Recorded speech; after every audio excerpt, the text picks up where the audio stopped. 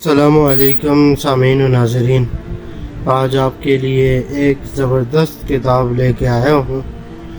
شادی شدہ لوگوں کے لیے رہنما کتاب ہے۔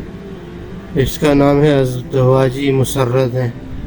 مارگریٹ سینجر کی کتاب ہے اور اس کا یہ اردو ترجمہ جو کیا ہے یہ اختر واحد قاضی صاحب نے کیا ہے، جن کا تعلق گوجرا سے ہے۔ دیباچہ میں فاضل مترجم نے لکھا ہے، مارگریٹ سینجر کی کتاب ہیپینس ان میرج کو اردو کا جامہ پہناتے ہوئے مجھے اس بات کا شدید احساس رہا ہے کہ کتاب کے تسلسل میں کوئی بے قاعدگی نہ ہو پائے۔ اسی لیے آپ کو ماہ غسل اور کورٹشپ کے ابواب نظر آئیں گے۔ ان دونوں ابواب کو نظر انداز کر دینا کتاب کی اصل فضا سے ہٹ جانا تھا، لہذا کتاب کے تسلسل کے پیش نظر ان کا ترجمہ بہت ضروری تھا۔ لیکن اس کے ساتھ ہی ساتھ آپ یہ بھی محسوس کریں گے فاضل مصنفہ نے ان دو ابواب میں خصوصی صنفوں کو بیش قیمت مشورے دیے ہیں جن کی افادیت سے ہر ذی شعور اتفاق کرے گا۔ اس سے پیشتر اس موضوع پر کئی کتب لکھی جا چکی ہیں۔ بعض کتب بلکہ اکثر گرم استعاروں کی وجہ سے کوک شاستر بن کر رہ گئی ہیں اور بعض میں مواد کی کمی کی وجہ سے پڑھنے والا تشنگی محسوس کرتا ہے۔ زیر مطالعہ کتاب ازدواجی زندگی کا گہرا مشاہدہ رکھنے والی مصنفہ کا شاہکار ہے۔ اس کی مقبولیت کا اندازہ اس بات سے لگایا جا سکتا ہے کہ پہلا اور دوسرا ایڈیشن 1926 میں چھپا اور 1937 تک 13 مرتبہ شائع ہو چکی ہے۔ خود صنف نازک ہونے کی وجہ سے مصنفہ نے اپنی صنف کو مفید اور قیمتی مشورے دیے ہیں جن سے استفادہ کر کے ہر سمجھدار عورت اپنی ازدواجی زندگی کو مثالی بنا سکتی ہے۔ یہ قدرتی امر ہے کہ عورت ہونے کی حیثیت سے مصنفہ کو اپنی صنف سے گہری ہمدردی ہے اور اس کی باریک بین نظروں نے عورت کی ازدواجی زندگی کا بے نظر غیر مطالعہ کیا ہے اور مردوں کو ان کی روایتی درندگی اور بربریت کا طعنہ دیا ہے۔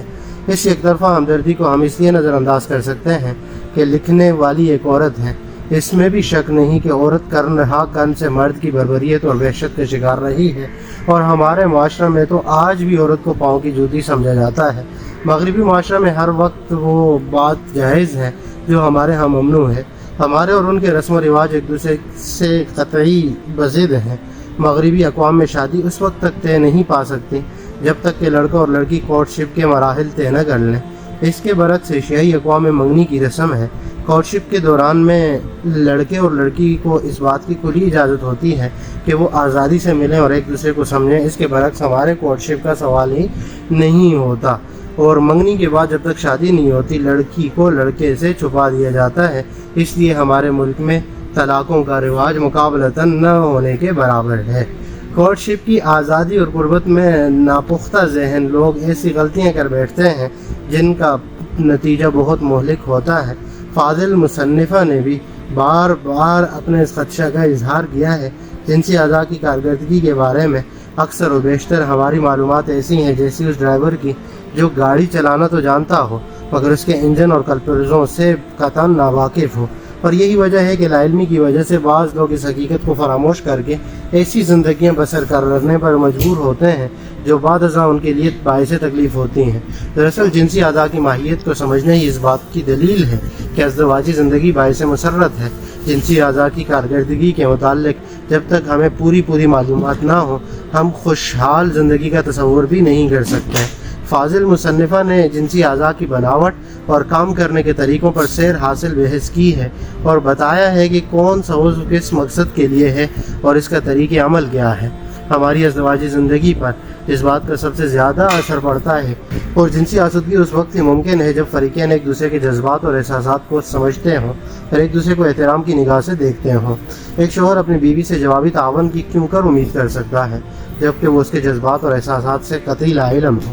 جنسی آسودگی کے لیے مصنفہ نے کچھ مشورے بھی دیے ہیں جن سے استفادہ کر کے ہم اپنے دامن کو لازوال مسرتوں سے بڑھ سکتے ہیں۔ برتھ کنٹرول کی افادیت پر فاضل مصنفہ نے زور تو بہت دیا ہے لیکن احتیاطی تدابیر کے بارے میں بالکل خاموش ہے۔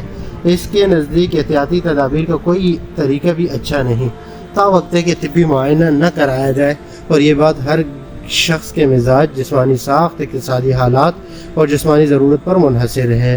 ازدواجی زندگی دراصل ہماری جنسی اور مدنی زندگی کا دوسرا نام ہے۔